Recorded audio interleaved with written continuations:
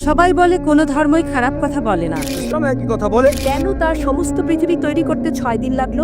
আপনি 9 মাস পরে জন্মাবেন, এতগুলো মানুষ দোজখে যাবে? তিনি অবাক হচ্ছেন এতগুলো মানুষ কিভাবে দোজখে যাবে। সবাই বলে কোনো ধর্মই খারাপ কথা বলে না, কিন্তু মুসলিমরা কেন অন্য ধর্মের লোকদের ইসলাম গ্রহণ করতে বলে? বোন, আপনি বললেন সব ধর্মে ভালো সব কথা থাকে, কিন্তু মুসলিমরা আমাকে ইসলাম গ্রহণ করতে বলে কেন? অন্য যেসব ধর্ম আছে সেগুলো যা বলে তার বেশিরভাগ কথাই ভালো, তবে ইসলাম ভালো কথা বলার পাশাপাশি আপনাকে দেখাবে কিভাবে সেটা অর্জন করতে হয়। আমি উদাহরণ দিয়েছি, সব ধর্মই বলে চুরি করো না, ইসলাম একই কথা বলে, তবে ইসলাম দেখিয়ে দেয় কিভাবে সেই অবস্থানে যাবেন যেখানে কেউ চুরি করে না।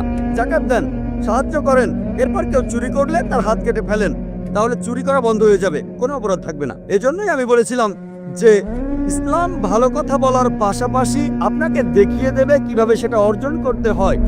যদি সর্বশক্তিমান আল্লাহ যে কোনো কিছুই তৈরি করতে পারেন, কেন তার সমস্ত পৃথিবী তৈরি করতে 6 দিন লাগলো? বোন প্রশ্ন করলেন যে আল্লাহ যদি যে কোনো কিছু সৃষ্টি করতে পারেন তাহলে কেন 6 দিন সময় নিলেন? বোন, আল্লাহ যদি চাইতেন একদিনে সৃষ্টি করতে পারতেন, তখন আপনি বলতেন যে কেন একদিনে তৈরি করেছেন, 6 দিনে কেন নয়? কারণ আল্লাহ 6 দিনে এটাই বানাতে চেয়েছেন। কোরআন বলে যে আল্লাহ যা ইচ্ছে করেন তাই সৃষ্টি করতে পারেন। অনেক আয়াত আছে, আল্লাহ বলেন কোরআনে সূরা আলে ইমরান অধ্যায় 3 আয়াত নম্বর 59, إن مثل عيسى عند الله كمثل آدم خلق من تراب ثم قال له كن فيكون। আল্লাহ আদম আলাইহিস সালামকে সৃষ্টি করেছেন যেমন তিনি যীশু খ্রিস্টকে সৃষ্টি করেছেন ধুলো থেকে, তিনি বলেন হও আর তা হয়ে যায়। তো আল্লাহ যখন কিছু সৃষ্টি করতে চান তিনি বলেন হওয়ার হয়ে যায়, তিনি ইচ্ছে করলেই এটা হয়ে যায়। আল্লাহ যদি ইচ্ছে করেন আপনি 9 মাস পরে জন্মাবেন, তাহলে আপনি 9 মাস পরে জন্ম নেবেন। আল্লাহ যদি চান 1 সেকেন্ডে, তাহলে মাত্র 1 সেকেন্ডেই।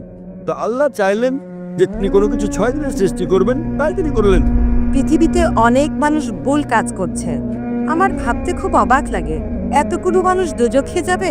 তিনি অবাক হচ্ছেন এতগুলো মানুষ কিভাবে দোজখে যাবে। আমাদের এই জীবনটা হলো পরীক্ষা।